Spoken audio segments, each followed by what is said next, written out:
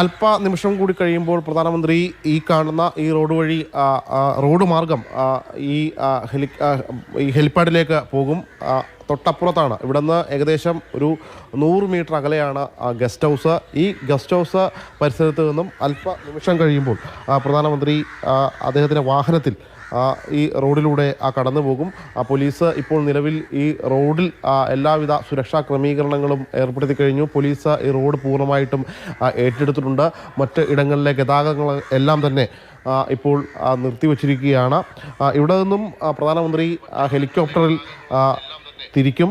7:40 കൂടിയാണ് ഗുരുവായൂർ ക്ഷേത്രത്തിൽ എത്തുക. അവിടുന്ന് ക്ഷേത്ര ദർശനം കഴിഞ്ഞ് 20 മിനിറ്റോളം ഏകദേശം ക്ഷേത്രത്തിൽ ചെലവഴിക്കും. തുടർന്ന് 8:45 സുരേഷ് ഗോപിയുടെ മകളുടെ വിവാഹ ചടങ്ങിൽ പങ്കെടുക്കും. അതിനുശേഷമായിരിക്കും തൃപ്രയാർ ക്ഷേത്ര ദർശനം നടത്തുക. തുടർന്നാണ് വീണ്ടും ഈ കൊച്ചി വില്ലിംഗ്ടണിലേക്ക് വരിക. ഇവിടെ 3 സുപ്രധാന പദ്ധതികളാണ് പ്രധാനമന്ത്രി ഇന്ന് നാടിന് സമർപ്പിക്കുന്നത്.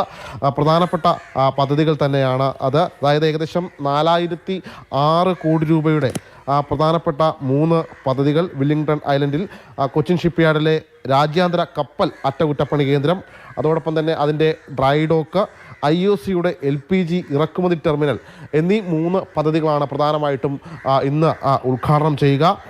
ഈ പദ്ധതികൾ വരുന്നതോടുകൂടി ഷിപ്പിംഗ് മേഖലയിൽ തന്നെ ഒരു വലിയ ഒരു ഹബ്ബായിട്ട് കൊച്ചി മാറുക കൂടിയാണ് ചെയ്യുന്നത്. ഇപ്പോൾ നമുക്ക് ദൃശ്യങ്ങളിൽ കാണാം, പോലീസ് പട്രോളിംഗ് ജീപ്പുകൾ റോഡിൻ്റെ എല്ലാ ഇടങ്ങളിലൂടെയും പോകുന്നുണ്ട്.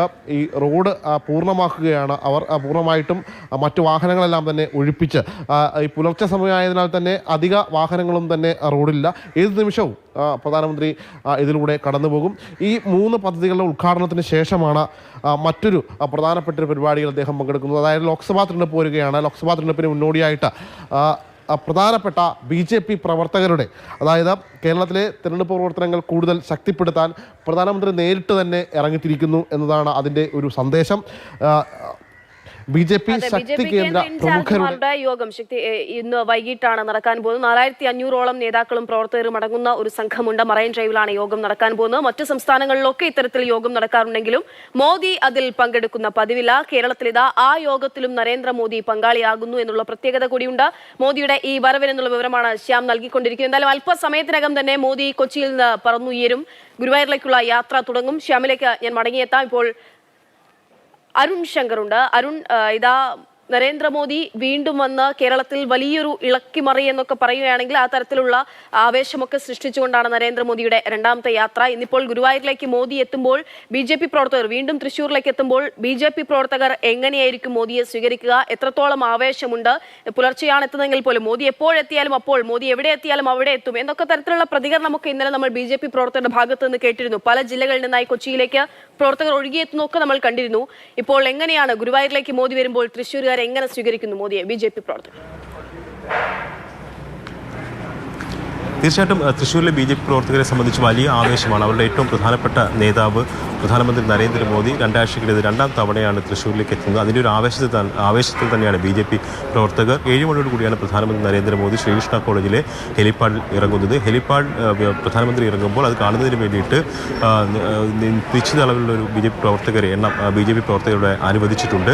അതിനപ്പുറത്തേക്ക് ഈ പ്രധാനമന്ത്രിയുടെ വാഹനം കടന്നു പോകുന്ന വഴിയരികിലൊന്നും BJP പ്രവർത്തകർക്ക് നിൽക്കാൻ അനുവാദമില്ല. പക്ഷേ പ്രധാനമന്ത്രി വീണ്ടും തൃശ്ശൂരിലേക്ക് എത്തുന്നതിൻ്റെ ആവേശം എല്ലാ BJP പ്രവർത്തകരും പ്രകടമാണ്. ഇന്ന് അദ്ദേഹത്തിൻ്റെ പ്രധാനപ്പെട്ട 2 പരിപാടിയാണുള്ളത്. ഗുരുവായൂർ ക്ഷേത്ര ദർശനം, അതോടൊപ്പം തന്നെ മുൻ MP കൂടിയായ സുരേഷ് ഗോപിയുടെ മകളുടെ വിവാഹത്തിൽ പങ്കെടുക്കുന്നത്. അതിനുശേഷമാണ് അദ്ദേഹത്തിൻ്റെ തൃപ്രയാർ ക്ഷേത്ര ദർശനവും ഉണ്ടാകുന്നത്. ഇതൊരു ഈ 2 ദിവസത്തെ കേരള സന്ദർശനം എന്ന് പറയുന്നത് ഔദ്യോഗിക സന്ദർശനത്തിനപ്പുറം ഇത് രാഷ്ട്രീയ ലക്ഷ്യങ്ങൾ കൂടി ഉണ്ട്. ഇന്നലെ കൊച്ചിയിൽ റോഡ് ഷോ നടന്നു. ഇന്ന് വൈകിട്ട് അവിടെ പാർട്ടി പരിപാടി നടക്കുന്നുണ്ട്. ഈ ക്ഷേത്ര ദർശനങ്ങൾ പോലും ഒരു തരത്തിലുള്ള രാഷ്ട്രീയ ലക്ഷ്യമുണ്ടെന്നതിൽ യാതൊരു തരത്തിലുള്ള സംശയമില്ല. പൊതു തെരഞ്ഞെടുപ്പിന് തൊട്ടു മുൻപാണ് നരേന്ദ്രമോദി ഈ തരത്തിൽ വലിയ റോഡ് ഷോയും ആവർത്തിച്ച് ഇടവിട്ടുകൊണ്ട് കേരളത്തിലേക്ക് എത്തുന്ന സാഹചര്യം.